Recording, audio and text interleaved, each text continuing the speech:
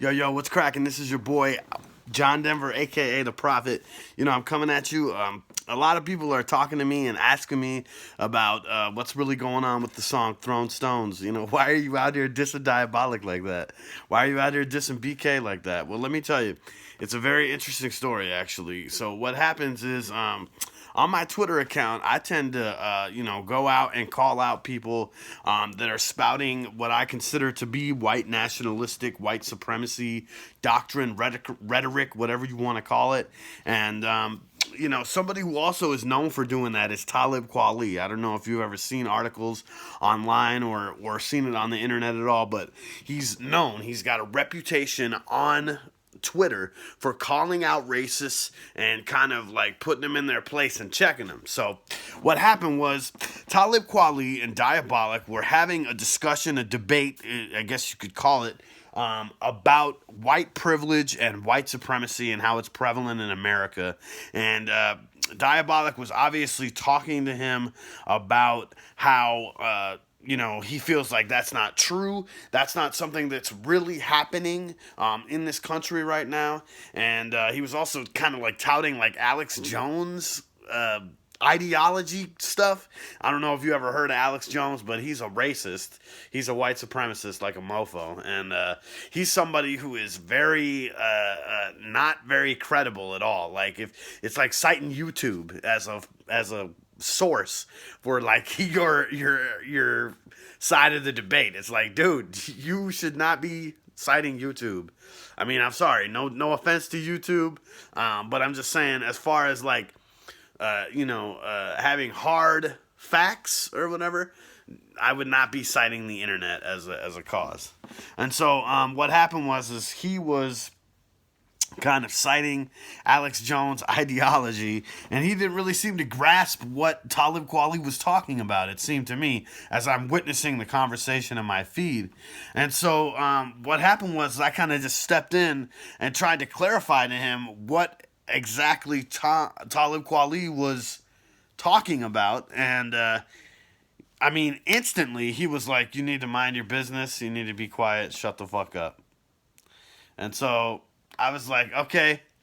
So then what happened was I tried to further debate, okay? Because now, obviously, I'm on the side of Talib Kweli. I believe, in fact, that there are white rappers who do believe that they have a certain... Well, maybe they don't believe they have a certain amount of privilege, but they have a certain amount of privilege because they're white. And Diabolic was trying to deny that, and even deny the fact that he was given a pass by folks who administrate the hip-hop culture, because, in fact, you are a white rapper, you are out here trying to do black music, and you're trying to tout it out like you're part of the struggle, too. And if you're part of the struggle, then you need to be part of the struggle and part of the movement, and you need to acknowledge that hip-hop is a voice for the voiceless. It is not simply just some structure in place that is designed to put you in a position where you can, go out and exert your white supremacy all over the place, okay? So, and that's another thing, too, is that as part of his Kickstarter, Diabolic promised people an album if they gave to his Kickstarter, and he took that money and ran. And then he came on the internet complaining, talking about how he was broke, he was poor, he didn't have no job, his wife she ain't got no job. And so if he was on Judge Greg Mathis, you know that Mathis would have to get in his ass and school that motherfucker and be like, if your wife ain't got no job and you got trouble paying your bills, you need to fucking get off your ass and do something, okay?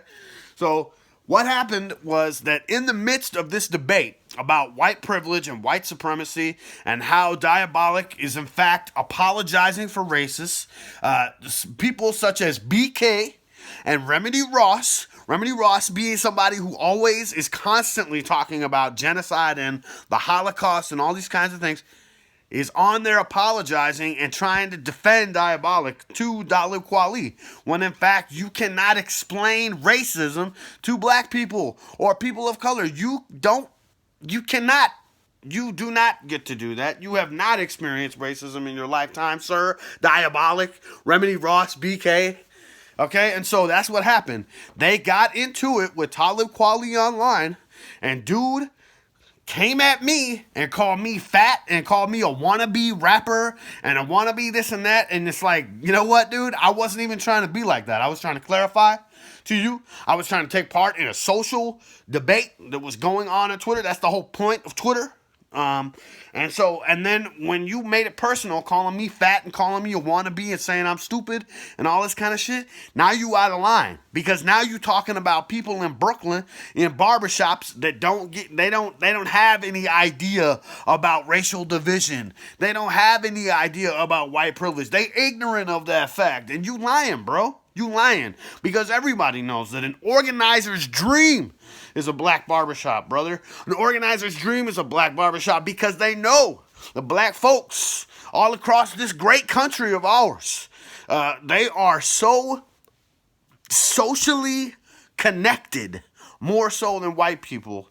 And that's why we have a lot of folks that are organizing quickly. You know what I'm saying? They always used to say, if an organizer goes into a Burger King and he sees it's filled with black people, he knows he's going to be able to get those black people on board with him, because he knows that they are so conscious of the injustice and oppression that they are experiencing that it ain't even a joke. You know why? You know why white people ain't like that? Because white people ain't getting oppressed, and they ain't getting penalized and put in jail in record numbers. Okay, so this is what I'm saying. That's why Diabolic got a diss song written about him, because Diabolic wanted to act like a tough guy, and you find out that in fact he ain't nothing but a punk who is out here defending white supremacy and white privilege and all this bullshit, talking about he's a revolutionary, but he's down for the corporate face. So it's like, you need to shut the fuck up. And even going far as saying he right, or Mortal Technique lines, okay? And I had never heard something so absurd in my life. Okay? So that's why Diabolic got a diss song written about him, because he out here touting about white supremacy and defending white supremacist views. He out here touting his little white privilege around in everybody's face. Remedy Ross got it too, because he out here talking about he part of Wu-tang. Bro, you ain't part of Wu-tang. So I just want to say, for the record, that's how it got happening. Okay? I tried to put in my 2 cents. Dude called me fat, called me stupid, called me a wannabe rapper. When I'm out here, activist and all, out in this motherfucker, yelling and screaming and hooting and hollering about change and justice, and he's in the fucking crib talking about he can't get no money to make this album because his girlfriend, he's broke, and the industry's real slow right now. Nah, bro, nobody likes your fucking music because they see that you a fraud and a phony. So fuck Diabolic, fuck BK, fuck Remedy Ross, and motherfuckers know, Black Star for life in this motherfucker. Peace.